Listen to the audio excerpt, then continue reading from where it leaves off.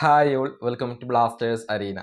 Kerala Blasters ഇനി അടുത്ത മത്സരം കളിക്കുക അത് വരുന്ന ശനിയാഴ്ചയാണ്. എതിരാളികൾ ചിരവൈരികളായ ബംഗളൂരു FC ആണ്. ശനിയാഴ്ച രാത്രി ഇന്ത്യൻ സമയം 7:30 ബംഗളൂരു FCയുടെ സ്റ്റേഡിയമായ ശ്രീ കണ്ഠീരവ സ്റ്റേഡിയത്തിൽ വെച്ചുകൊണ്ടാണ് ഈ മത്സരം നടക്കുക. കന്നി വിജയം എന്ന ലക്ഷ്യത്തോടു കൂടിയാണ് ഈ മത്സരത്തിലും കേരള ബ്ലാസ്റ്റേഴ്സ് ഇറങ്ങുക. ഏതായാലും ബ്ലാസ്റ്റേഴ്സിന്റെ പരിശീലകനായ ആഷ്ലി വെസ്റ്റ്വുഡ് ദീർഘകാലം ബംഗളൂരു FCയിൽ ഉണ്ടായിരുന്നു. അവർക്ക് കിരീടങ്ങളൊക്കെ നേടിക്കൊടുത്ത ഒരു പരിശീലകനാണ് ആഷ്ലി വെസ്റ്റ്വുഡ്. തൻ്റെ പഴയ ക്ലബിനെ നേരിടുന്നതിനെ കുറിച്ച് അദ്ദേഹം ഇപ്പോൾ സംസാരിച്ചിട്ടുണ്ട്. അത് വളരെയധികം സ്പെഷ്യലാണ് എന്നാണ് ആഷ്ലി ഇപ്പോൾ പറഞ്ഞിട്ടുള്ളത്. മാത്രമല്ല, ബ്ലാസ്റ്റേഴ്സും ബംഗളൂരു FCയും തമ്മിലുള്ള ആ ഒരു ശത്രുത അഥവാ ആ ഒരു റൈവൽറി തനിക്കറിയാമെന്നും ഇപ്പോൾ ആഷ്ലി വെസ്റ്റ്വുഡ് പറഞ്ഞിട്ടുണ്ട്.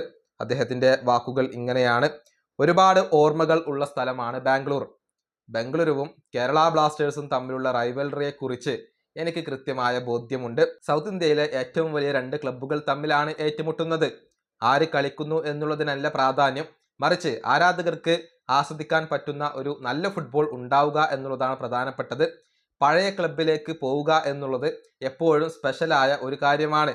ഒരു താരം എന്ന നിലയിൽ ഞാൻ പലപ്പോഴും അത് ചെയ്തിട്ടുണ്ട്. ഒരു പരിശീലകൻ എന്ന നിലയിൽ ആദ്യമായിക്കൊണ്ടാണ് ഞാൻ അത് ചെയ്യുന്നത്. ഇതാണ് ആഷ്ലി വെസ്റ്റ്വുഡ് പറഞ്ഞിട്ടുള്ളത്. അതായത് തൻ്റെ പഴയ ക്ലബിനെതിരെ കളിക്കുന്ന കാര്യത്തിൽ അദ്ദേഹം ഇപ്പോൾ വളരെയധികം എക്സൈറ്റഡ് ആണ് എന്നുള്ളത് ഈ വാക്കുകളിൽ നിന്നും വളരെ വ്യക്തമാണ്.